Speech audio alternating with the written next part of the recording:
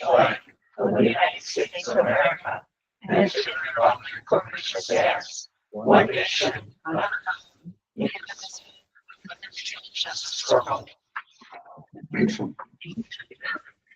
Meeting is officially called to order. Roll call noting all board members are present. Thank you, board. We were properly noticed at our meeting this evening. Thank you, Kate and Conrad.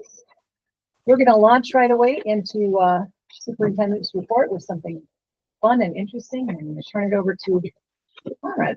Thank you. I'm very excited to present Ms. Marcano, one of our English teachers who helps with productions, and she's got some students with her to give a little report to the school board about the Arrowhead stage group. So with that, Ms. Marcano, the clicker is yours. Thanks. I just want to say thank you for inviting us to be here. Stage crew is one of those groups that we work really hard, but we're kind of behind the scenes. So not a lot of people know exactly what we do and how hard we work. And so we're kind of made up of about 25 students. I've been working with stage crew here now for 25 years. And so out of the 25 students, I've got just a few representatives here who really can give you the insights into what we do. So we have Cole, Liam, and Max, and they will fill you in. There we go.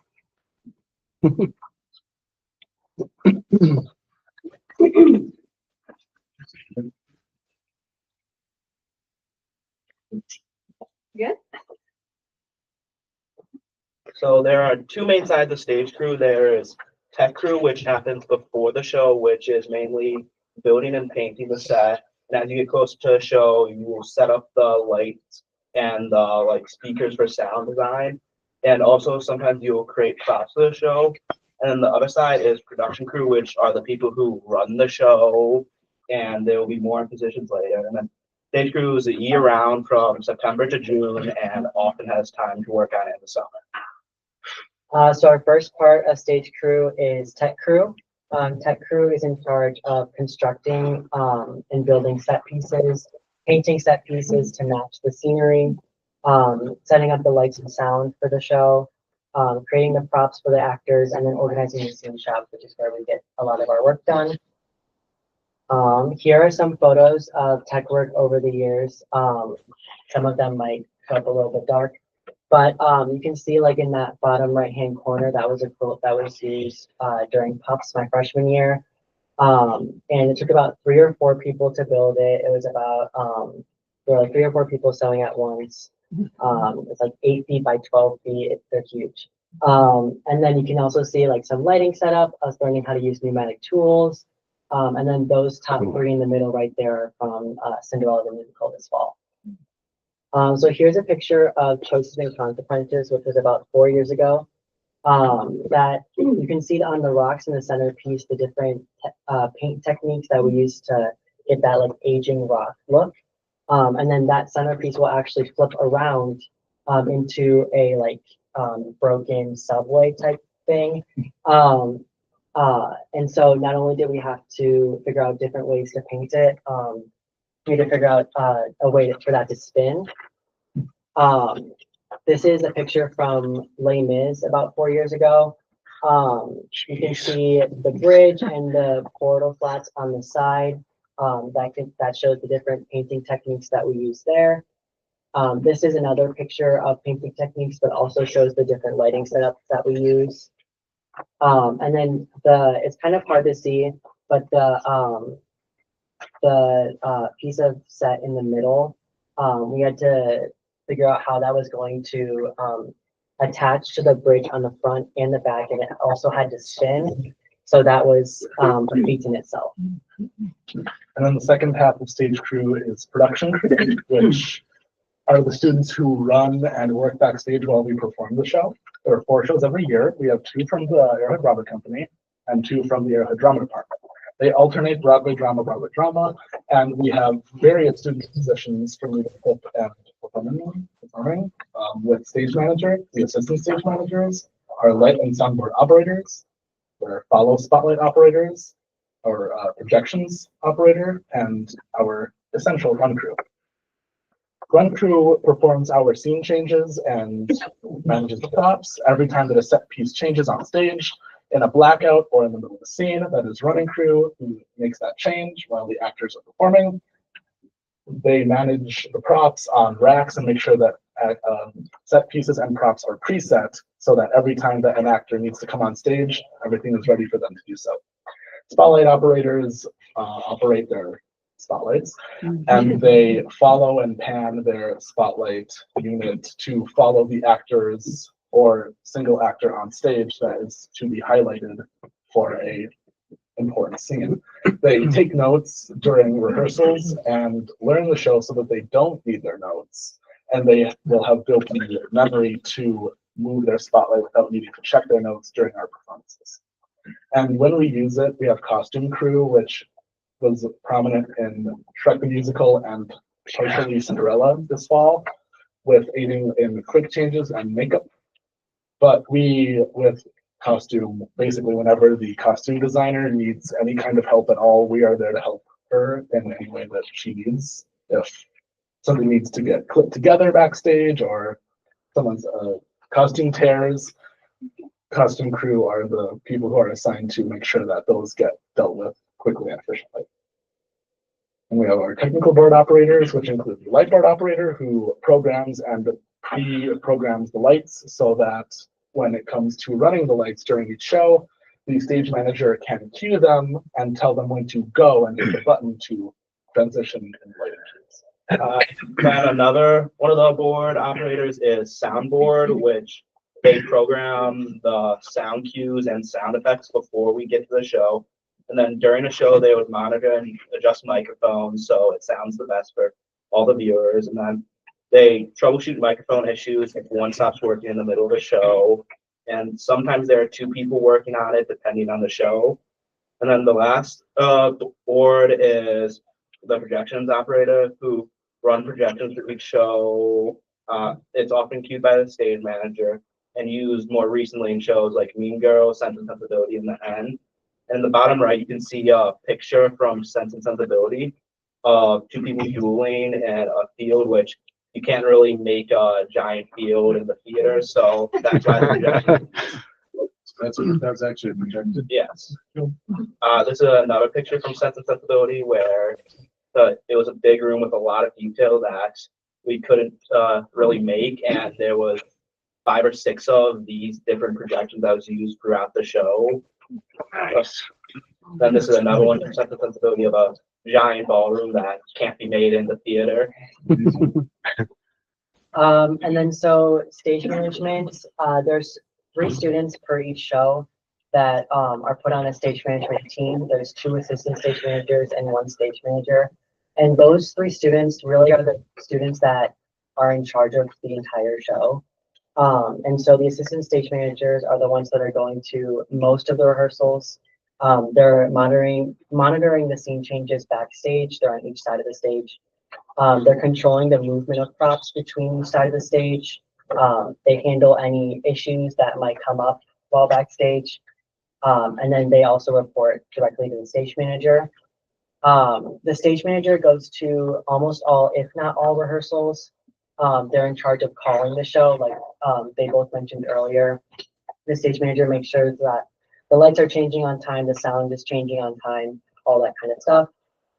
It ensures that the show runs smoothly once the show opens. So once opening night hits, it's the stage manager's job to make sure everything goes sound.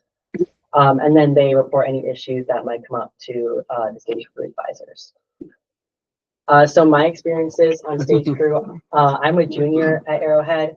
I've done a total of 9 productions, which includes all 4 my freshman and sophomore year and Cinderella. I was a stage manager for Cinderella the Musical. I was also the stage manager for Sense and Sensibility last year. I was an assistant stage manager my freshman year for musical theater nights. I was a light board operator for I Love What I Hate About You, Mean Girls last year, musical theater nights last year. I was the soundboard operator with Liam on the end. And then I was on run crew for Shrek the Musical and Puffs. And so overall, after those 9 shows, I have a total of 890 hours at stage crew. And then 200 of those hours have come from Cinderella alone. I think one of my favorite jobs on stage crew could probably be the stage manager. I love like being that in that leadership position, like being able to like know everything about the show, learning the show like the back of your hand, and just like helping other people learn about the show as well.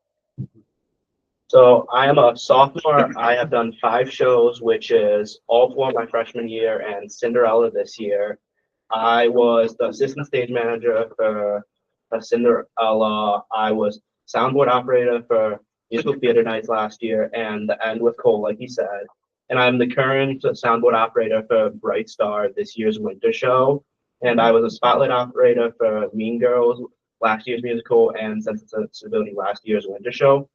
I've spent 530 hours at stage crew since the beginning of last year, and 210 of those hours have been on Cinderella. My favorite, my favorite role on stage crew probably is assistant stage manager, since you get to be more in control, and that's always fun. And I like the atmosphere backstage with the actors and crew mixing. I'm a senior here at Arrowhead. I have done a total of 9 shows. And in fact, it's kind of a coincidence. Every time Cole has been a stage manager, I was in the booth with him as his whiteboard operator. Most recently, Cinderella and Sense and Sensibility. I have been a follow spotlight operator for Puffs musical theater nights in both 2022 and 2023, Mean Girls and The End. I was on running crew for I Love What I Hate About You, which is the show I am featuring on my shirt. And I was just on tech crew and construction for Trixie the Teenage Detective back my freshman year. I have put in a total of over 600 hours here at Arrowhead Stage Crew since freshman year. I'd have to say my favorite position on production is whiteboard operating, because knowing the system and knowing how to patch and program lights and how everything comes together is really intriguing. Be the light bulb genius. Awesome. A lot of people don't know that stage crew offers volunteer opportunities. So there's multiple opportunities throughout each year where students can earn volunteer hours. Some of those are Arrowhead graduation, the Milwaukee Symphony Orchestra when they come and perform, Arrowhead Band and Choir concerts, and then other theater rentals. And then some important life skills that we've learned. We think that we learn these life skills in a different way. Like everyone said that they learn life skills in high school, but they just mean a lot more to us on the different situations that we're put in. So problem solving, critical thinking, teamwork. A lot of the time we don't know who we're working with until we're in that booth or we're up in the spots. Like we just have to adapt and learn who we're working with. And then obviously hard work and dedication. And most importantly, stage crew is not just a club for us, it's a home away from home. With the amount of time that we're spending here, and Marcano, she just makes it such a warm and pleasant environment. So it's my turn. Cole, you don't know this yet, but as of a day or two ago, right, Mr. C? Yes. We got our Jerry Award nominations, and you were nominated for the stage manager. Oh.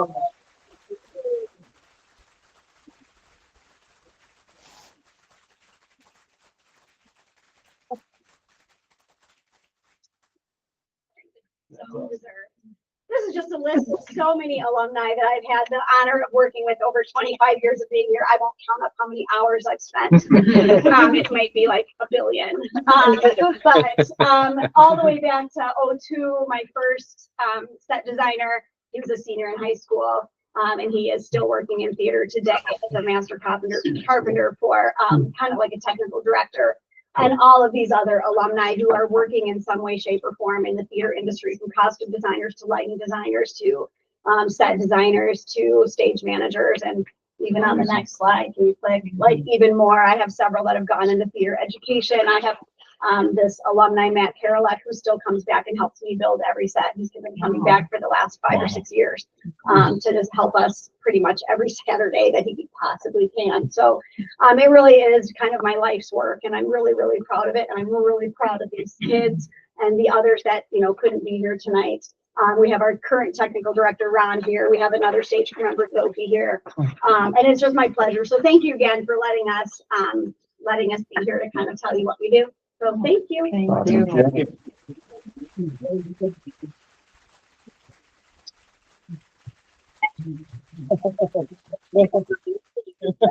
guys take control. All right, so I have an interesting one. Have you guys ever, can you share a story about a crazy ordeal that you had to deal with backstage that nobody would ever know you had to deal with? Actually, No one we jump on can Cinderella. talk about closing night of Cinderella. No. Because it's so recent. On closing night of Cinderella, there's a curtain that would hide the castle. And while that would be taken off for the last time, closing night obviously, it fell off the track. fell off It the went track, so sliding. it just went off and like just all the way down. Yeah. Someone got their dress stuck on the tree. Cinderella got her dress stuck on the tree. One of those giant 16-foot trees. Yeah. And then like took the tree and slid it and twisted it. There's always little things. I mean, that one people noticed. In Shrek a few years ago, we had a barn flying across the stage when it wasn't supposed to.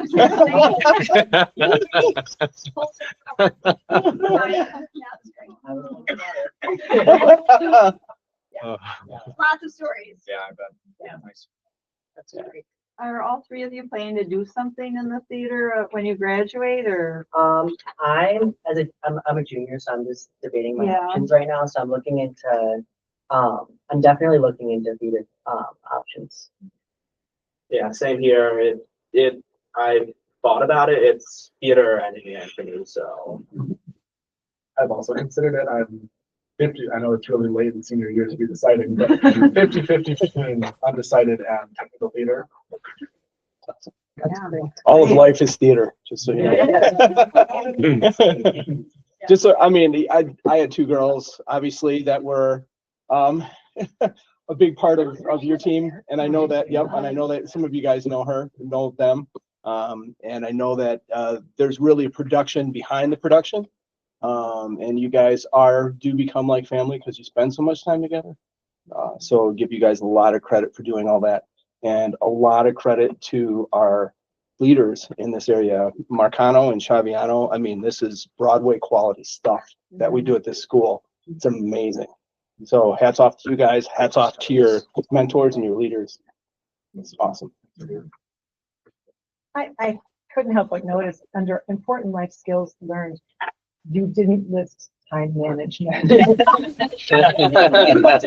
When you put in hundreds of hours like this, clearly you have many things on your plate throughout the year then. Oh, yeah. Do you have any tips for us mere mortals? Your time. No sleep? Yeah. Yeah. Yeah.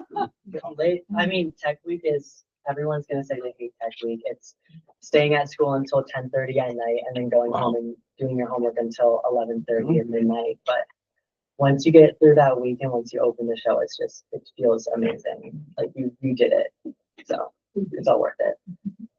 Yeah, part of you might not like it while you're doing it, but you'll remember it once you finish, and you'll think of all the good times doing it. Another senior and I, every time we have tech week, we send back and forth this one meme that says, "Made it through tech week, only cried 3 times."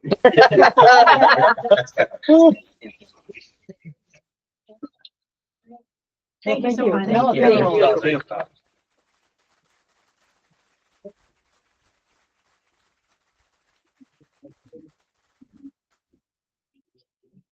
Thank you. Thanks, Sarah.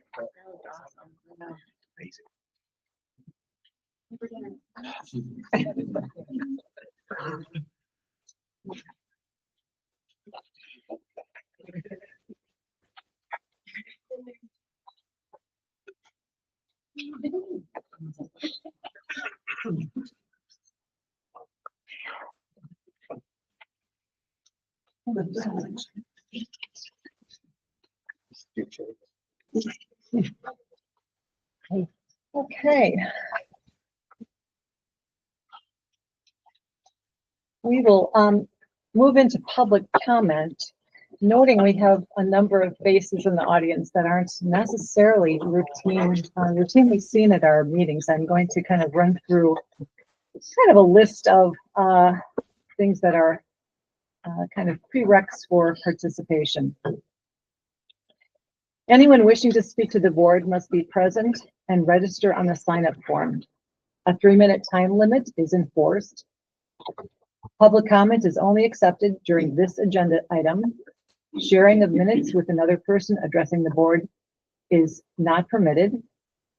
Speakers should address the board as a whole, not individual members, and should remain polite and respectful. Only the board president may respond to the comments or questions. The board president has the authority to ask another board member or administrator to respond.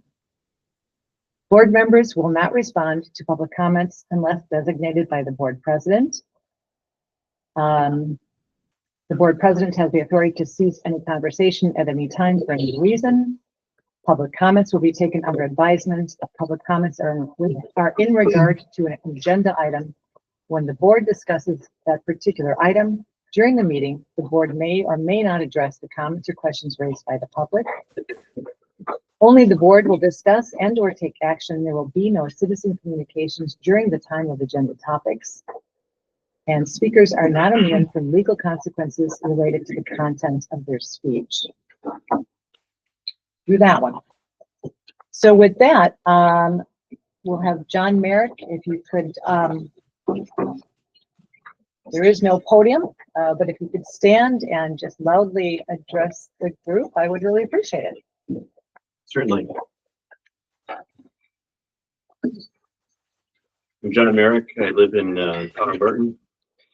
There's somewhere between 11 and 20 million in state aid that will be lost if this referendum was successful or is successful in the future. I attended 4 information sessions, and at none of those meetings was this loss in state aid discussed, disclosed, not by the administration and not by any board member. Your personal liability insurance is limited by executing and exercising due diligence and care. I question whether non-disclosure of up to 20 million in lost state aid would breach your qualified immunity. There's also appointed board members who saw fit to vote in favor of putting the district into $400 million of debt. Not a single voter put you in that position to vote in that manner. Moreover, in multiple sessions, it was stated that the total interest was $71 million. That's true if the bonds were defeased in 10 years and not carried to the 20-year term. However, if the bonds were defeased in 10 years, the defeasement payment, as per the Baird table, would be somewhere in the neighborhood of an additional $61 million, which also was never disclosed by any board member or any administration member. There's currently some 20+ open records requests pending fulfillment, which may or may not affect the taxpayer's opinion on any referendum moving forward. Any action on any referendum should be tabled until whatever information in those requests can be disseminated to taxpayers and to the board, because quite frankly, I don't think you have all of the information. Thank you. Thank you, John. Next up is Benjamin Subject. Hey, everybody. I don't have that much to say, but I did want to give a shout out to the theater kids.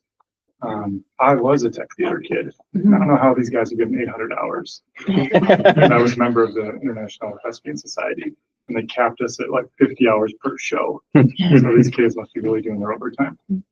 But I totally agree with what someone mentioned about how it's preparation for life that prepares you for shocking things and practicing. So I really love that they highlighted that.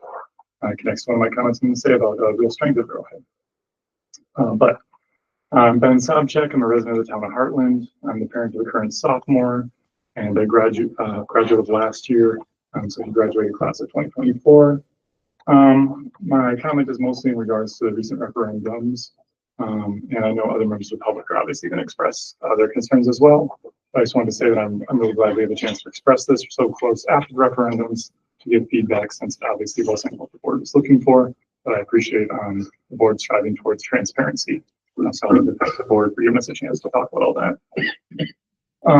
I do think one thing we can take away is the importance of continuing to reach out to the public. That's really important, and I look forward to the board doing that more and more in this coming year. I think one thing that was mentioned later in the process, and would be a real, if we could do it this year, is doing greater involvement in lobbying in Madison and getting Arrowhead's voice heard with people who can make a difference and get us more money to solve some of these problems in other ways. I think that's really important, and I hope the board can do more of that in the future. And then getting our local political representatives to push more for our concerns. Everyone knows Arrowhead is a real anchor in this community. All the towns around here, Arrowhead unifies them. And I think that the local representatives should really see the strength of that. Arrowhead is that beacon, and that we need to feed the beacon. Like, we need help. And so I hope that representatives can step up and help us more, because I really care about Arrowhead and I want us to be successful. One way that I was one way we can be successful is in October. I know we had a filling of a vacant Heartland rep seat. The last name isn't that common. My wife was one of the 3 candidates for the open seat. And I appreciated all the discussion and the presentation of the candidates. As everyone knows who was there, she had some negative comments. She had some real concerns. And I hope with what happened with the referendum, that the board sees a chance to improve and to work with some of those concerns in case other people shared her voice and her concerns. Because I think it was coming from an area of constructive criticism and working to improve Arrowhead. And now that the board has a chance to work with that and address these concerns and hear from all of the Arrowhead community, the public records show that there were several deadlocked votes. I was in the room for them. There were deadlocked votes. And the deadlocked votes seem to be splitting the concerns of who would be the best fit between someone who was very sports focused and then someone who had a different focus. And I know Arrowhead is often really, really known for our sports programming, but as the theater kids pointed out, we have so many other great things going here. I hope the board works to make the community aware of that.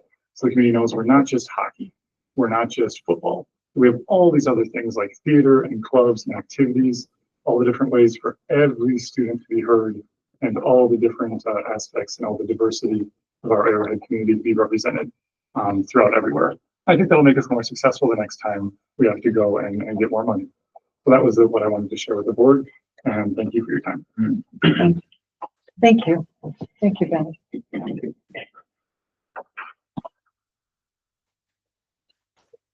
I'm sorry if I mispronounced the last name, but I see Keith. Heineke. Heineke? Thank you. I was here in July. I was one of 2 people that expressed my opposition to the board voting for the referendum. At that time, the district did a numerous survey of the community, which said the maximum that the community would support is 43%, I believe, would approve the referendum, the 3 different options.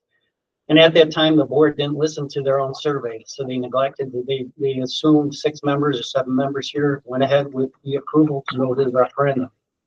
Now I hear that the board is possibly going to do another survey. And so I don't know what the board is thinking at this point. I guess that'll be discussed later in the future meetings, but I think this board really has to look at, I was one of 14,000 voters that turned this thing down, at least a 4,000 voter gap. And so this wasn't even close. And your own survey showed 43%. I think you got 41%. So I think this board really has to, the members that voted for this referendum really have to take a look at what they're doing here and what the voters are going to approve. They're not going to approve 217 million. They're not going to approve 140 million. And at the time I brought up, is this a bait and switch? Are you going to go for 261 or as this gentleman said, 400 and whatever it is? And then you're going to go for 100 million, and then you're going to go for 50. I think the board really needs to get the pulse of what the voters are going to approve here. And it's nice to have a brand new school, but who knocks down their house after 50 years? Who knocks down their house after 70 years? They budget for improvements. They budget for roof repairs, siding repairs, all the remodeling. You just don't knock down buildings. So I hope this board has learned something, and I applaud the board members that voted against this at the time. But the board members that voted for this, I think you really have to take a close look at what you did. You lost a lot of confidence of the voters of this district, and I don't know that you're going to get anything approved. And I hope you're not going to ram it through in April. No, you impressed me. I had my hat on. I got a team of guys outside. We're ready to start on this. Go to it. Okay, thank you, Keith. Jane Owen. Good evening, ladies and gentlemen, especially the audience. Thank you for coming out. I live in the village of Heartland, so I am a resident of more than 5 years, but I am fairly new to Heartland. List of comments. The board needs to go back and listen again to needs versus wants. The member resident student population is 1,758. Yes, each class of 439.5 does fit in the theater seating of 440, no matter what we've heard time and again, that they don't. On construction, Wisconsin is one of 3 states in the country that does not require bids. I think we need to demand a new RFP for the small projects, not a project manager that's going to subcontract it out, take home their pretty penny, as well as each contractor. Cut the duplicity now. We only need 1 welcome center, 1 library, 1 music room if you rearrange your classes appropriately, 1 tech ed. You slash too far from 10 class periods to 4. Now tech ed is maxed out. There's more students who want it and need it, but they can't get it. Put it back at 6 periods, 7 periods, something reasonable. Put the classroom temperatures down to 68 degrees. It's fine for Europe the last 2 years since Ukraine. We can do it here. Put on a sweater, put on your long underwear. You need to find efficiencies now. Cut the administrators. On the administrator page for the school, you have 15 just for the high school, not including the feeder schools. It's top heavy on management and corporate level office. It's time to make a change. Your open enrollment almost doubled this year. That's 16 teachers. Is the offset for the $8,962 per student open enrollment in versus the tax revenue of $11,395 plus the teacher costs come out even, or are we paying money out to bring those students in just to fill up the real estate? Change the passing period from 8 minutes down to 6 or 7 minutes. There was a carry on from the administrators in the info session. We're losing too much instruction time. Well, you loosened it up too far. The students choose to apply to go and then take the option to go to classes at the other campus. They want to go outside. They want the daylight and fresh air because there aren't enough windows at North, even though it's up to code. They get the opportunity and then their people are carrying on about it. Add more cameras, add drones, add the second school resource officer for the second campus. You don't have to build a tunnel to cover the students who are about to go out in real life and go outside to college campuses or work buildings to get this exposure at Arrowhead High School. Increase your parking fees, increase your club fees, your sports fees. It's not all on the taxpayer back for 80 different sports and clubs. AP classes are almost like a free college tuition. That goes then on the students. It's not the required DPI curriculum. You need to recognize 9% of your students are on reduced and free lunch. There's a food pantry just at the high school alone. They can't afford a $261 million building. There's probably more students who either don't know how to apply for it or live within their means instead of taking a free handout. You need to recognize this is a dual economy district now. Not everybody can afford the best, the fanciest, the prettiest.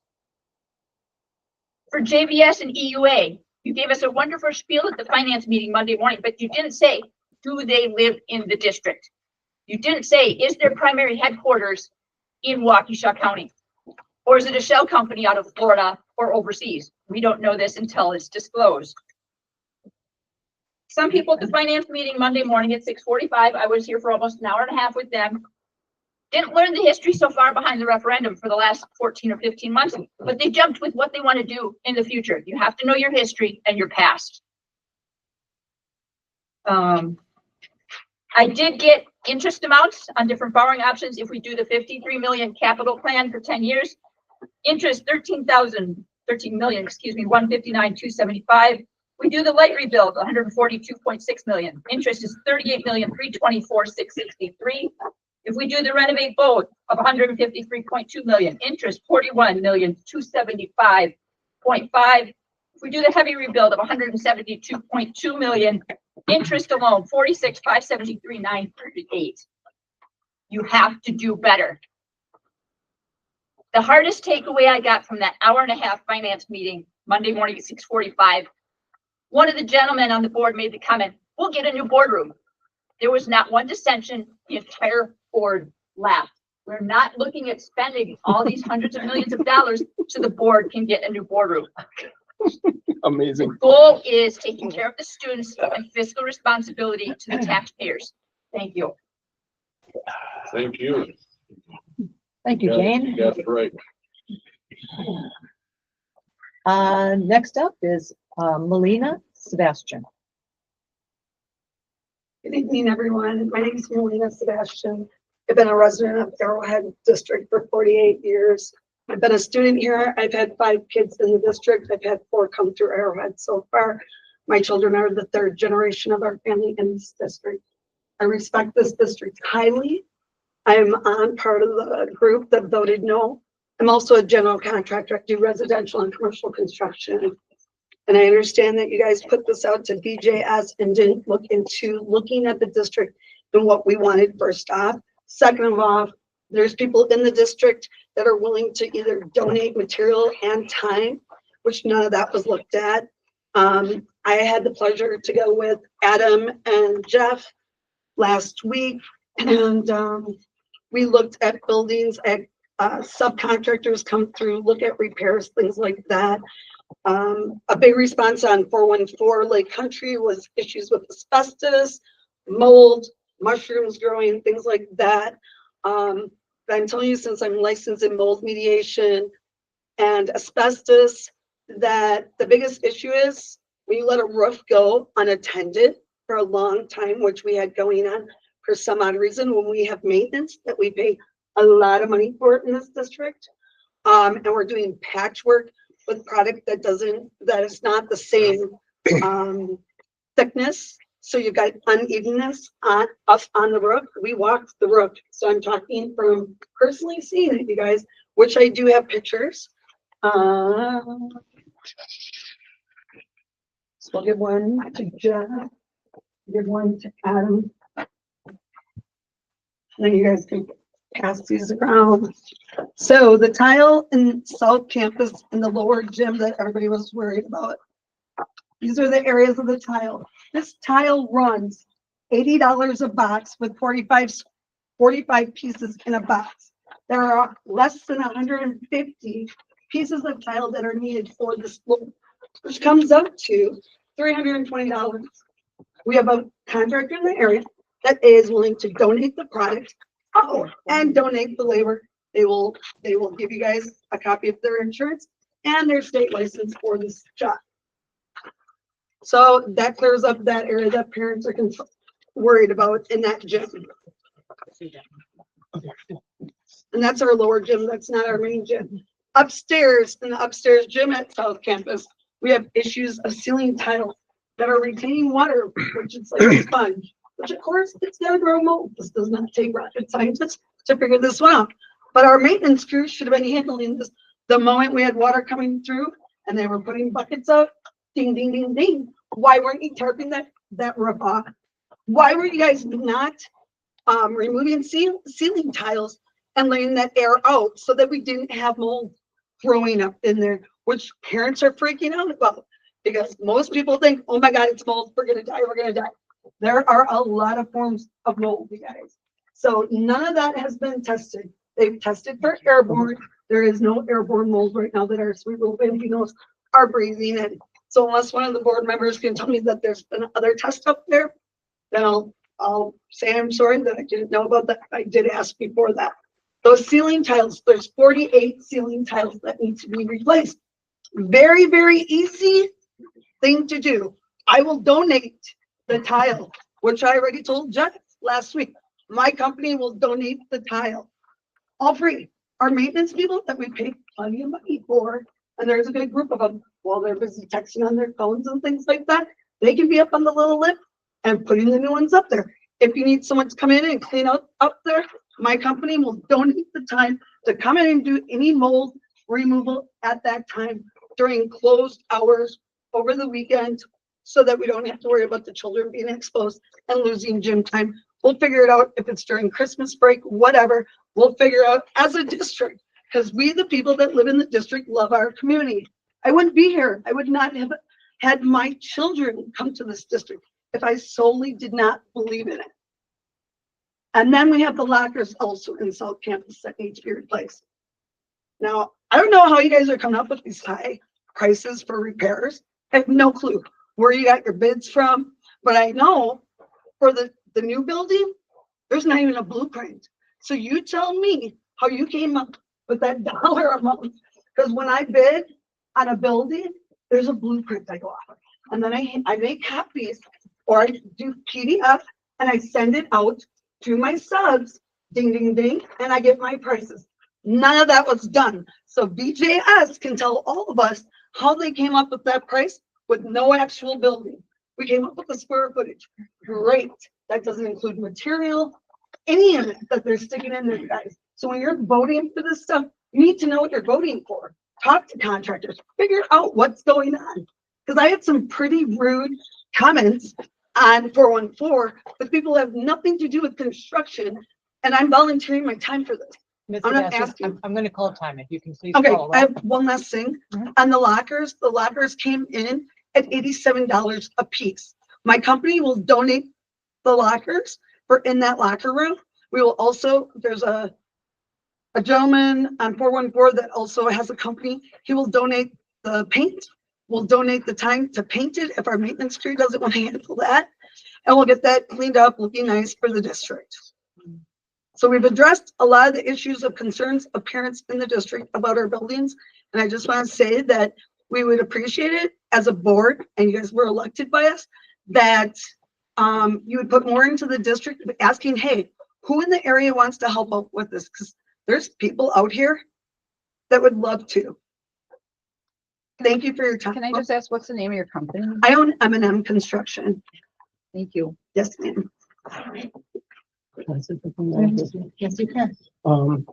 Excuse me, Melanie? Yes. Just a couple of notes. So this board's actually been looking for a long time, since I've been on the board, for donations, especially for one And of how the long big, have you been on the board? 3 years, not a long 3 time. years. Yeah. Especially for one of the biggest failing pieces of the school, which is the pool. We've been working with local groups. We've been working to try to look at philanthropic people in the area to try to help with this. That hasn't happened. So we do appreciate your willingness to donate items and I mean, if it's donating and install, I mean, obviously, you know, that's something that I think the board would love to entertain and talk about. I mean, that's a great start for where we are right now. Question to the board then, since you've been looking into that, and I haven't had, my youngest is 8, my next one up is 20. So it's been a couple years since I've had one here. But I guess my question to the board is, have you guys like outsourced out of the state of Wisconsin for pools? Because if you go down south, like Kentucky, you've got other, like, gosh, you go to Iowa, prices are way cheaper in construction. And we can pull the permits for it, so it's not a problem. We can get them licensed here in Wisconsin. That's pretty easy. Well, the problem really we haven't even been able to get to that step because nobody's willing to pony up.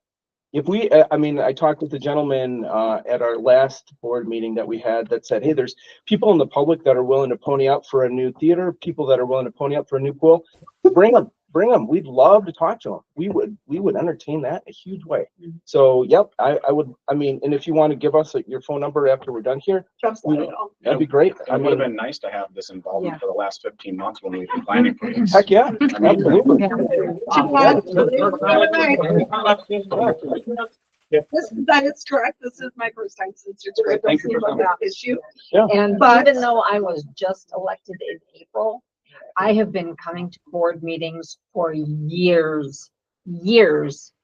And so, yes, I am just coming on in April, but I have been involved with these meetings.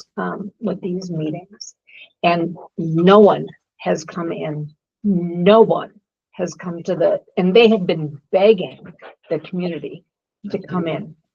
So we're looking forward. Begging. Thank you so much. I'll be honest, this is the And first just time. in the and I last couple addressed- months, people are coming in going, what is happening? In They have fact, been begging I people. understand. We used to have our board meetings in the library. Sure. And preceding the board meeting, we had a public conversation where it was a two-way interaction, which I think when it was introduced, people found beneficial. Absolutely. We have since ceased that meeting, brought the board into here only because it made no sense with 0 visitors in there, or maybe 1 or 2 stragglers that we would get. It made no sense to continue in this big space. So that happened during our process. That happened in the last 6 months that we've moved over here at a time when we have asked for involvement. I want to say to everyone, thank you. I mean it sincerely. Our board thanks you for being here this evening. We welcome you being here. We asked for your involvement. We have been asking for community involvement for 14 months now. So we appreciate that you're here now. We wish you would have been here for the last 14 months. And, you know, Where did you guys advertise that you guys needed fundraising? Everywhere. Because to be honest with you, wait, just to be fair to me, I'm gonna speak, and being on 414 and the people that want the what is pool. 414? 414 Lake Country. Eight-one-one. So it's like, or 411, whatever the code is called. It's like one of those little chat things for like Facebook. It's a Facebook thing. So, and it's a lot of So people. maybe that we stay just- off Facebook and come to the meetings, talk to us in Oh, person. they're Give me a here. call, that'd be They're nice. here. There's a lot of them here. Let's be adults and let's talk about this in person. maybe. I agree, and that's why I'm here. And when I- Thank you. Thank When you so I much, did go to Malia. vote, so you understand, and I did come here before I voted. And I've known about the pool for a while. The pool's always been an issue at Arrowhead. This is nothing new. But I think it's really funny that you've got the Mullet family that donated because they had hockey players. You had the football stadium donated because there's football players that are involved in that. Where are the swim parents who are whining on 411? We're Donating. here. Are We're you not here. I'm donating? here. I'm not making Are that. you donating? Okay, Ms. They Malia, have go ahead. been We're working their buns off. They've been everywhere. Fundraisers, things like that. I'm speaking out of experience because when people said, where was I was at Stone Bank School working on my 8-year-old who has Down syndrome. So I was dealing with misappropriation of funds. So that's where I was. And ma'am, they have gone to feeder schools. They have gone to community events. They have gone to all kinds of various events, talking to people saying, this pool not only helps the school, it is a community asset. Absolutely. So they have been working on this also And the for fundraising years. has been when? Also for Thank years. you, I'm just Mrs. curious. Sorry, I have one more question. Absolutely. I do have one more question. Sure. So, do you have a website? I do not. I don't use a website. I don't need it anymore. Okay, but you're a general contractor? I am. Have you done any, recent projects in the area that we can view and see? Yes, and we can talk about that privately. But we'd like it for the record. You can have because it. You volunteered My your attorney, time. wait, Brandon, I will give my attorney's name and number and he will disclose anything. My clients are personal. I do That's not, fine. I don't that want, is I don't not want information cool. on your It would be an client. attorney and you know, his clients, he's not gonna do, I don't do that Most without my contractors client's are proud of information. buildings that they- It doesn't matter. You don't have a right to do it if it's in your contract. Okay, now we're going to move on. Thank you so much. This ends our public comment section. Thanks to all of you for signing up. And we are going to move on. Next up is Facility and Referendum Board, and I'm gonna turn it over to Superintendent Farner for a review of the referendum. Thank you. I apologize in advance because we've just been rushing to pull this together. There hasn't been a lot of time since it's only been a week since the referendum. I do want to start by thanking the school board for everything you've done over these last 14, 15 months. This process that we've been engaged in, this is how it works. So people can be critical and they can have their personal opinions, but school boards have a responsibility to ask the community what the community wants. That is the only way you get a new school. That's the only way you get an addition to a school. That is the only way these things work. School boards are elected by the community to make decisions about the school district. And one of those decisions is, as buildings are aging, Does the community want us to continue to put funds into the old schools, or does the community want us to consider a new school? That's all you've done as a school board, and I appreciate you for doing that. That is what you are elected to do. None of you can raise the taxes of this community single-handedly. You can't do it. That's false. That is not accurate. Only the community can raise the taxes for the community. That is what a referendum is. That's what it's all about. This process is working. This is how it works. It's not always fun. It's not always pretty. I wish people would be more pleasant, but this is the process. So I want to thank the board. I want to thank my fellow administrators. I know the amount of time that you put in along with other staff members. Many of them are here this evening. Thank you for all the tremendous work you've done. I want to thank all the attendees at our presentations, the people that invited us to present at other locations. It was awesome. We had lots and lots of people show up. We appreciate that chance to engage with them. I don't look at the referendum as a failure at all. I look at it as a process, and the benefits that we got from meeting so many people, having them be able to ask us questions, having us learn more about them and then learn about us. This is what it looks like. And so it's been a tremendous success from that regard. I want to thank EUA and BJS. We know, the people who know and have been here for the past 15 months know you went through a competitive bid process. We know you're highly regarded in this area. We know that you've done more projects than I can name for schools and other large facilities in this area. We know the amount of work and help that you've given us. We know that many of you have employees who do live in this district and are invested in it. So thank you for all of your work. I want to thank the community groups, groups that were for it, groups who were against it. Thank you for doing your democratic right, exercising your responsibility. That this is, again, what the process looks like. I thank all 24,000 voters. I thank the 10,000 voters who said yes. And I thank the 14,000 who said no. That gives us feedback. That gives the board information that they need and can use to decide how to move forward. So this is a process. It is working. And I just wanted to lead with that before going through these slides. I'm going to go through them pretty quickly, just as a review for everybody to help them understand. I don't go on Facebook, so I don't know what social media nonsense is going on and being said out there. We try to do our work, the real work, talk to people, have the actual real data, have real numbers, work on facts. So one fact that's definitely important for everybody to know is this process has been going on since September of 2023. Really actually started earlier than that, even with conversations, discussions, but it has been going on for an incredibly long time. And the community has been involved every step of the way. This school board didn't do anything without the guidance and direction from the community. This timeline, I know it might be hard for people to see in the back, but full-blown facility study done by experts in the field. That was presented last December. January, we had community listening session to prioritize needs. Board worked on solutions all through February. Two more community listening sessions last February. Got all kinds of feedback from the community members who showed up. Listen to them,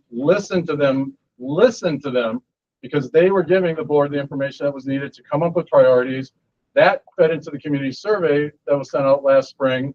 Again, the board listened to the community from the survey results, and that's when the board came up with the referendum question. And then we did, I don't even know how many community information sessions. I think we hit 59 different events was our final count, where community members had chances to answer questions or get questions answered, provide feedback, and then the referendum happened just last week. Conrad, if I might add, pretty much every single finance and building and grounds committee meeting and every single board meeting dating back 15 months, we discussed this topic at length. So this doesn't encompass every single committee and board meeting we've had discussing this topic. Thank you, Brandon. That are all open to the public. Yep, very great point. We did not include it in there. So this is on top of, you're absolutely right, every regular board meeting and committee meeting that talked about the referendum. So anybody that wanted to know could know and find out any and everything they needed. So here's another little bit of overlay. Again, I know it's a lot of small stuff. Our point here is not to rehash this really in any great detail. It's just to make sure that people know that there were a lot of considerations that the board deliberated on throughout this entire process. This has never been about just one thing. It seems like some people are focused on a number as opposed to the educational needs that were driving a lot of this. Charlie, if you want to. Yeah, sure. Charlie Robertson with EUA, we're the architectural firm that were brought on. Task one was for us to do a facilities assessment of both buildings and the site. There were three major components of this facility assessment, and this is probably good for the newer board members too. Again, this was last year, but years on out. There was a conditions analysis, there was an educational adequacy analysis, and a capacity and utilization analysis. The first is really about the bricks, the carpet, the walls, the conditions, the physical conditions. The second was the educational adequacy. This is how well the building supports the curricular goals of the district. Okay, so this is not about ceiling tiles falling in. It's about how are students learning? How are students impacted by the facilities? Do the facilities allow teachers to carry out different types of curriculum so the students can benefit? Again, the adequacy portion is about student focus, and then capacity and utilization. It wasn't just the conditions that led and provided information for the board to decide how to move forward. It was all three components. In particular, consolidation rose out of that discussion as solving not just the needs of the conditions, but also educational adequacy, student focus. Next, Conrad. These are just snippets. Like there were pages and pages and pages of detail that every single aspect of these facilities was rated. It was evaluated based on what are the conditions. So this is like not even a percent. I don't know if it's 1% of The full details. assessment, the full assessment is It's 83 pages long, and it's been posted to our website for months and months and months. It's Madam been there, and it's been President? referenced many times. Could I ask a question?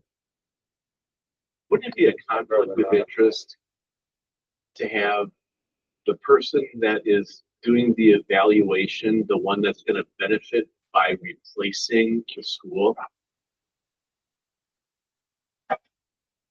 You're referring to UA. UA, I am indeed, as well as VJS. They're doing the evaluation and they're gonna profit by determining that the school buildings that we currently have are inadequate, and therefore they're gonna make money by replacing them. Isn't that somewhat of a conflict of interest? Shouldn't there be a third party that's evaluating the condition of the schools?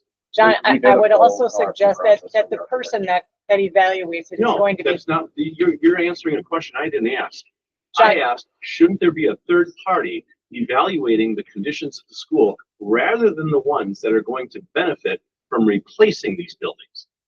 and I might argue that no one is going to be more intimately familiar with the facilities than the people who accurately appraise it in the first place. Secondarily, what we have not mentioned so far is that we have hired an owner's representative that we've been working with since the beginning of this, and in fact, they were instrumental in procuring our construction and our architectural firms in any kind of contracting, and actually worked to our advantage in procuring those contracts at a lower rate.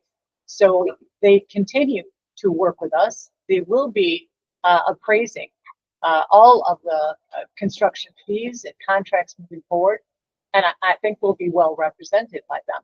Sure enough, that's still not answering the question. The question And is, we're going to move shouldn't on there now, be a John. third We're party? going- No, we're let going me- to let move me on, speak John. for a moment. Point of order. Point of order. We're going to The move question on. was, shouldn't there be a third party Point rather of than the order. people Point that of are order. being Point paid? of order. Point of order. We're going to move on. Thank you, Conrad. We can move on. This is just a blow up of that adequacy portion of the assessment. 10 big takeaways, all capacity, conditions, and adequacy related. Next slide. We polled the community. I think this was from February or January. This was just one representative of one meeting, of which we had 4 or 5, again, January, February of this year. And we asked the community, how would you, these are the 10 takeaways, how would you rank them?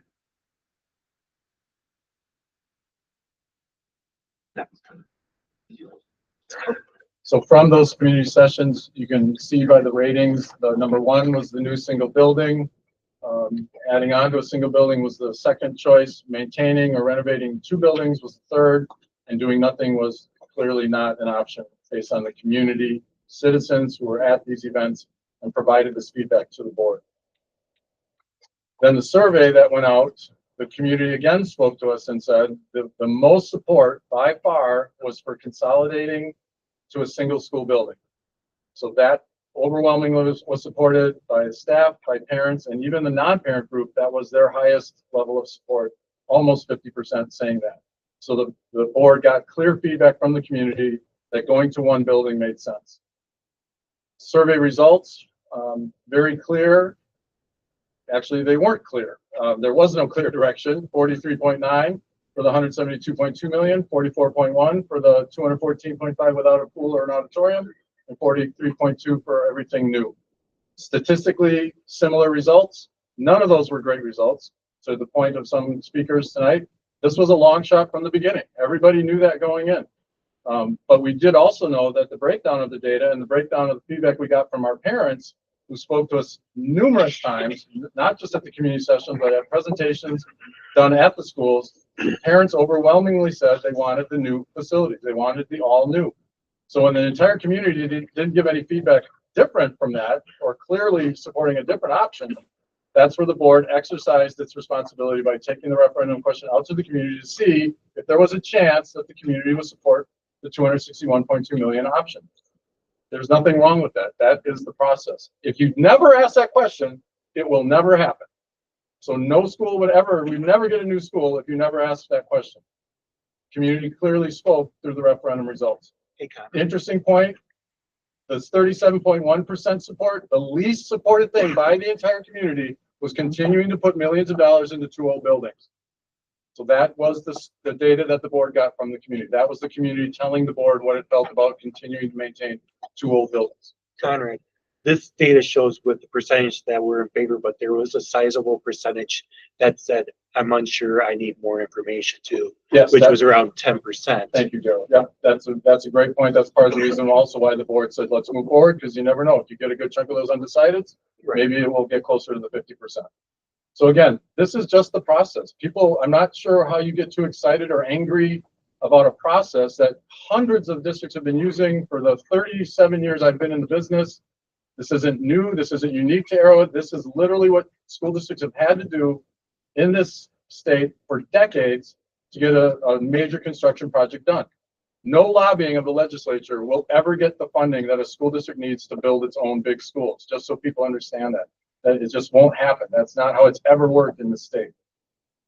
So just important for people to know and understand this.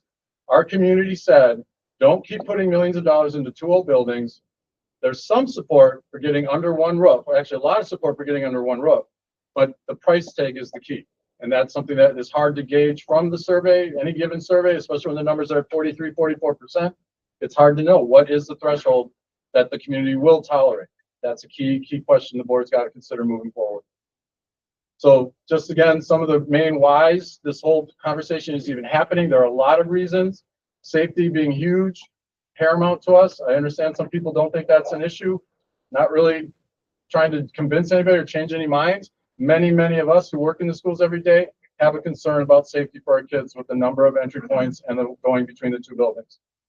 You can talk about kids going to college. Totally get that. They're going to have to walk around there. If you look at our society and the things that have gone on in our society, I think you can make a strong argument that K-12 high schools especially are a bigger concern than what might have happened at university levels.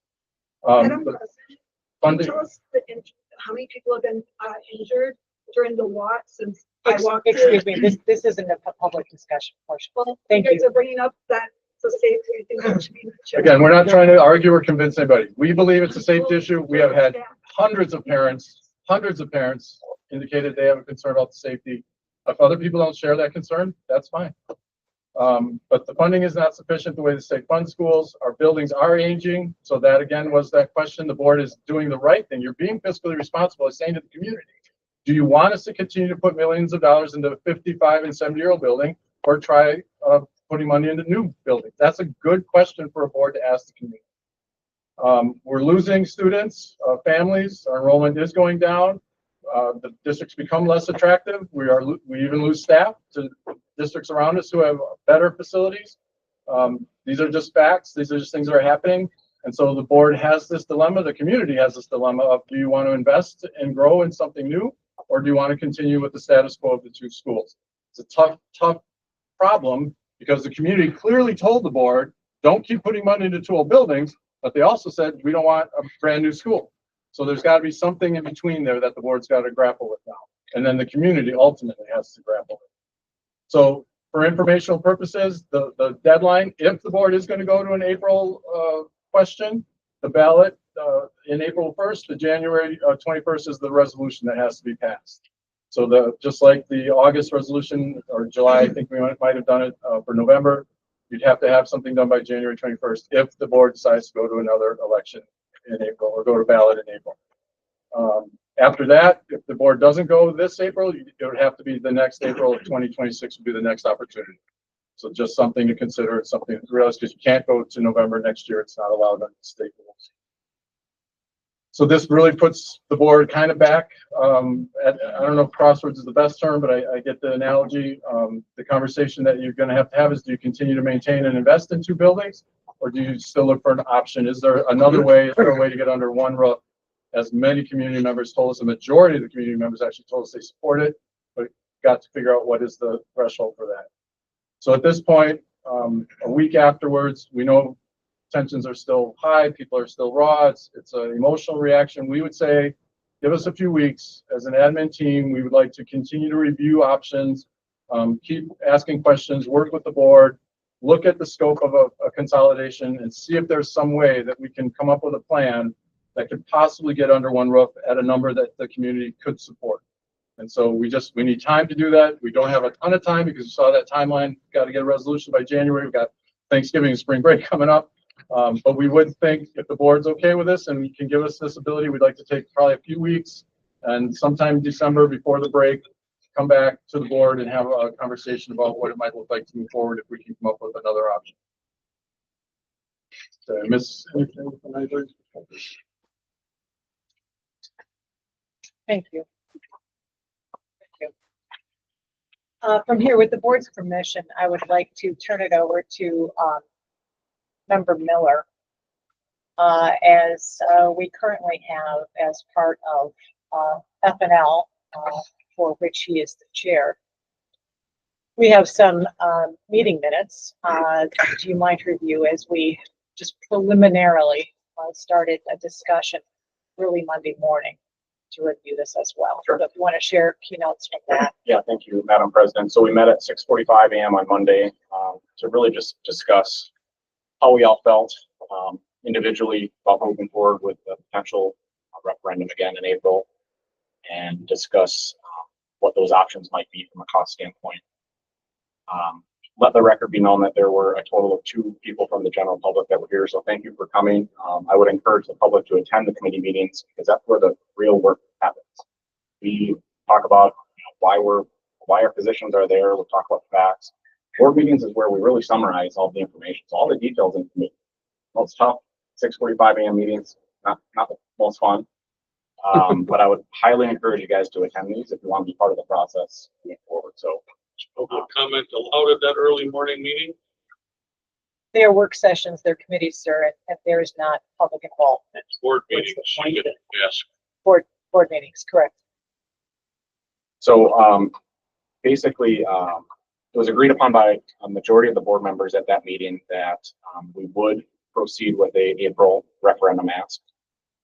We did not agree upon an amount or a strategy around that yet. We did discuss some options. We discussed an option regarding a $60 million maintaining over the next 10 years of the 2 buildings. And then we also discussed a larger number of about 153 million to consolidate under one roof and renovate another building. We ended the meeting with, I would say, pretty good agreement that we want to go back to the community to survey them in terms of where their appetite might be between those 2 options. And that's kind of where we're at right now. We're at a point where we have pretty good indication that the board wants to ask another question. And we got to get that question finalized by mid to late December in order for us to have feedback in time for the potential April referendum. And now we're at a point where, we need to discuss what that number is and what the 2 numbers are for the survey. So, yeah, that's essentially where we left it. Okay, thank you. Thank you very much.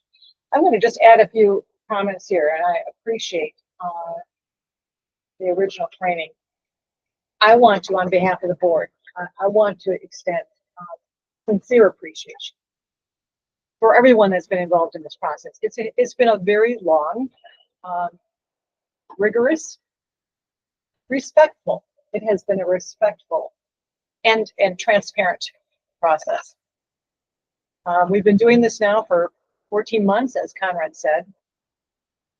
And in addition to the outline that he provided, there have been a lot of other things, a lot of other people involved. So again, many thanks to the teachers and staff who provided input, to the BJS and the EUA teams that were constantly available to us, provided a lot of answers to questions and support on everything, to our board, quite frankly. This is not a fun process. We don't do this for fun. We do this because we're representing the community. We've taken it very seriously, and we've analyzed a lot of data, and it's been very, very time consuming. So I thank the board for their involvement in this. Foremost, I really appreciate our administration. Every single evening, there have been night after night, many information sessions, some at the school, some are off-site, all over the place. It's time away from family, time away from friends, time away from just personal time. And these people, they are responsible for the operations of our school. They do that job all day long. And then in addition, they have put in time around a referendum. So we appreciate them all. And we'll move on. A reminder again that the referendum is really, it's a proposal. A referendum is not, as Conrad suggested, some kind of hard and fast decision from the board or the administration. It's a proposal to our community. And as we hoped to, along the way, have a lot of involvement, and we certainly, appreciate the level that we did have. Again, the proposal goes out. We have now heard from you. I think it's reasonable to assume that we will not be going out for a $260 million ask once again. It won't happen. So Yes. we appreciate the voters. We appreciate your feedback, and we will respond. And we will respond in a way that's consistent with our process that involved many board meetings, committee meetings, workshops, all kinds of things, in fact, that were all done in front of the public, if only the public would come. So again, we will proceed deliberately. We will be thoughtful. But as Conrad said, it's a difficult process, challenging, and at times, I dare say, almost a little painful, as we're representing our taxpayers. So we again appreciate you being here. We appreciate your feedback moving forward. Understand the offer is on the table. If you cannot attend one of our meetings, we all have board accounts. Send emails to your board members to have us understand your perspective. And we would invite that, correct? Oh, yes. I love getting emails. I'm in the middle of responding to all of that reached out tonight as well. So please. Can you recite what Brandon mentioned about was it 60 million and 150 million? What was the decision? So we didn't decide yet. Those are the two numbers that we had started discussing. 60 million is a 10-year R&M budget. We didn't get to that level of detail. Okay. It was about 60 million. Yep. Yeah. 150. Hey, Brandon, we're going to move on. Well, I don't know if you heard. That's why. Okay, fair enough. Here is my suggestion. As a board, in sync with administration, being advised by teams of people, we have employed a process now for 14 months. Our process has been an informed process. Again, it has revolved on hundreds of different data points that we have had to study, between the facility assessment data, the long-term maintenance data, the survey data. We've taken into account this. Now we're getting feedback from a vote. The process that we have employed in the past has been one in working through committee, where our board work gets done. Our board work is done in committee, and it's done in workshops. Things are advanced through committee, through the workshops at times, to the board for a final vote. It is, in my opinion, inappropriate for us to break our pattern of our process and start using our board meetings as decision-making avenues. I don't think that's appropriate. So I encourage our board to consider very promptly getting around various committee meetings. We could plan workshops once again, held open to the public, and use that particular avenue for our further deliberation and decision-making. What do you mean by workshops? Are those just with the board members? We have to sit and listen, or can we give input at these workshops? Well, you know, honestly, I can tell you, I think we had several of them in the past. It's a great question. They were intended really almost a quasi committee, where in committee board members do not respond to the community. That said, people came, people were respectful, had great questions, they wanted to be involved, and we as a board made a decision to open it up. People gave great input at those sessions. So once again, it will be the decision of the board to do that. And at times it seems a little more appropriate than others, depending on what we're trying to get through.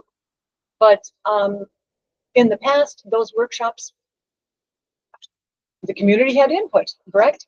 Yeah, so that the committee asks questions, but we get answers. The board doesn't give answers back. So what's the point of asking a question if you don't get an answer? Well, the other thing that's, you know, I understand your question. I think the other thing that we could potentially schedule is some type of town hall. You know, if there are that many questions, perhaps we can schedule a town hall and have people who have questions. This would have normally been the community conversation that we had that would precede a board meeting. And by design, we put those in place as the board kind of changed over, and this board before you has been very, very responsive and receptive to the community. We put those meetings in place as something relatively new within the last 3 years. We withdrew them when nobody attended, and it was a waste of our time to be here. It was a waste of our administrators' time. So, you know, if there seems to be a sense that we need a town hall of some type to address public questions, please let us know in emails that you'd like to see that happen. And by gosh, if we put the time aside, we really would like to make sure that the community is going to be there then. So if I call a board member though and ask them questions on the phone, are they going to say I can't answer them? Depends on the question. I mean, we're overseeing the administration's due diligence work that's being put into this thing. Yeah, I'll probably be able to answer 80% of your questions, but if you have a detailed finance question that is in the weeds, like I've seen a lot of them are, Jeff might have. So yeah, I mean, it just seems like it's a one-way street at these meetings, and I understand it's a board meeting, but if I ask a question, it's like talking to a wall. And so I understand. And when you came in, sir, I recall, you know, the point in time when you started coming to meetings. It was unfortunately very late in the process. It was immediately almost after we had transitioned to this conference room. We had been in the library again with that meeting in place for months during our process, and nobody showed up. And so, you know, is a better way for people to reach out. That way it could take more time to be recommended to people. I'm so sorry. Are emails better to reach out? I think, you know, certainly emails are a good avenue. I think our board again is very responsive to emails. And I guess if, you know, if need be, we can look at a session like that. We need to hear from people that's what you would like. Are all those, I'm coming in really late, actually after the referendum, is all the stuff we've talked about that's been done, is that all public? Absolutely. The bidding process, like how you guys went through that. Yeah, absolutely. Cool. So maybe we can find a way to make, you know, the survey that came out was a little light on information. I voted for it, but it was light. Well, piece of paper for ask that much. Thank you. I think there's a way we maybe create more of a openness to the data that starts spreading. Absolutely, and I would recommend that if you have not been to the referendum portion of our Arrowhead website, there is a veritable cornucopia of information there, more than you ever want to read. You might fall asleep as you're reading it, but there is a lot of information there, and it speaks to our process. It speaks to very specific data. It speaks to the 83-page facility assessment and all of that was done. It's posted right there. There's a great FAQ section that was updated. In fact, based on questions that came in through email, we responded and said, others might like that data as well. So the FAQ portion was updated. So again, there's a lot of information there. I encourage you to please visit that site. You'll learn a lot more. We're trying to be as transparent as possible. BJS, do we give a price on this? No, we had a complete voting process Again, with multiple. yeah, we're gonna get off track here, and again, It's not, because this is why we're here, to be honest with you. And if you want to hear feedback from the public, the majority of us that voted no, I think you should listen to what we're saying and why we're saying it. Yeah, and you're saying And we what didn't we get believe. votes from Brandon, I didn't interrupt Yeah. you when you. no, Miss Sebastian, this actually, we're gonna, I'm sorry that, you know, you get caught between a rock and a hard place. I'd like to respond, but this is the board meeting, and we're gonna move on. Okay. So again, I guess my appeal to the board is that we more appropriately utilize our committees and consider putting some more workshops in place. Get back to work. Listen, I know we all will. To the public as they send emails and reach out, and we promise to respond. And whatever, I interrupt you, whatever we decide to do has to happen rather quickly, because based on the deadlines for whether or not there's a referendum in April or a questionnaire that goes out. Right. It's time is of the essence. Now, would we consider another community conversation before the next board meeting, or would that be too late, or what do people think? Well, it looks like the administration is gonna come to us with a proposal quickly. Right? Am I speaking? Yes. A few weeks quickly, Yes. that's what we'd ask for. Yep. I don't know if it would be by the board meeting itself, so a community session before the board meeting is certainly a possibility. If we're ready, I just don't know how much time we're gonna need, so we might not do the workshop till after the board meeting. Just can't predict that right now. And that'll happen December, before the break. before the break and in time to be able to get information to our survey company if we so deem fit, or how does that timeline The work? survey is gonna be a tough one. The Yeah, window for a survey is hard. especially with the holidays, and how will people respond with all the activities of the Yeah, I mean, holidays? We have a lot of survey data from 6 months ago from that survey. I think the survey was the referendum. Community spoke loud and clear. Yeah. Well, Number was too high. at some point, it's a chicken and egg thing. You want to go to another survey perhaps, but we don't really have all of the information yet. So how do you formulate survey questions appropriately that are meaningful? Right. And so at some point, it may mean foregoing a survey, which perhaps is a good route anyways. They're relatively expensive, and we understand around the time frame of the survey would drop to our community right around the Christmas time. Now, I don't know about you, but my guess is that a survey dropping right before Christmas, as people are investing heavily in their upcoming, festivities, I'm not sure what kind of a response rate that we can expect. So, I understand the impact on the survey, but I don't know that we have all the data right now to try and even survey the community. So we're not gonna have all the data no matter what by the time we can come up with a question. My feedback on that. The other piece, the benefit of the survey is we let the public choose them, what the outcome is based on the survey results. And the public can speak in that forum. And it's also another forum for them to learn more about the need. So it's another point in which they're gonna get a piece of mail, they're gonna read it, they're gonna understand the answer. So Well, there's I multiple understand. benefits to the Yeah. survey, and Yeah. we as a board can potentially, can lean on the survey results is one of the reasons why we went this route, rather than just pulling out a number out of the air. So I'm in full support of another survey. I'm not a huge fan of school perceptions, and I'm not a huge fan of the costs associated with it, but I think the costs will far outweigh the benefits will far outweigh the cost of doing that. So we should probably, as a board today, decide whether or not we want to do a survey. I appreciate your comments. My concern comes in too, that coming out of finance and legislation on Monday, I did challenge EUA and BJS to regroup around what the cost could be around getting under one roof. What if we consolidate and we focus, really, really focus on very student-specific areas and on needs, no wants, only needs. And of course, paying particular attention to what the taxpayer impact is. And they committed to do that. We don't have that number right now.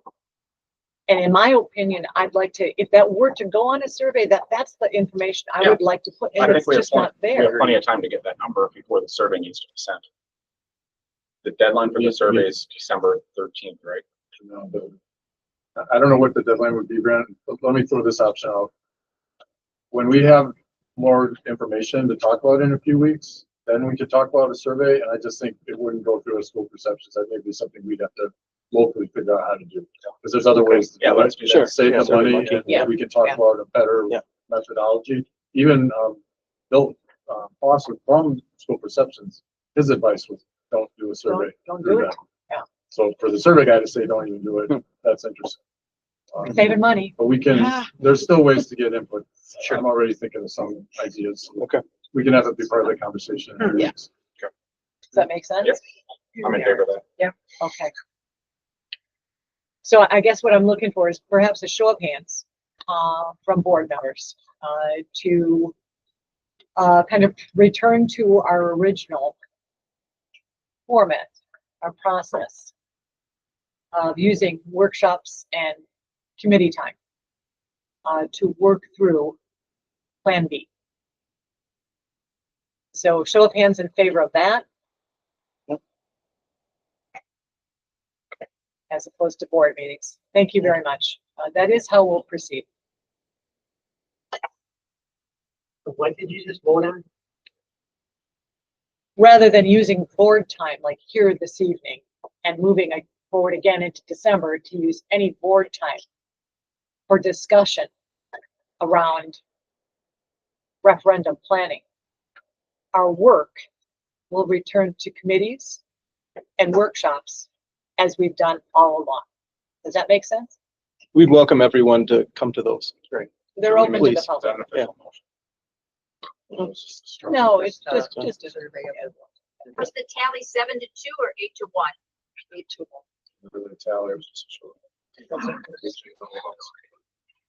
8-1. Okay, thank you, board members. I very much appreciate that.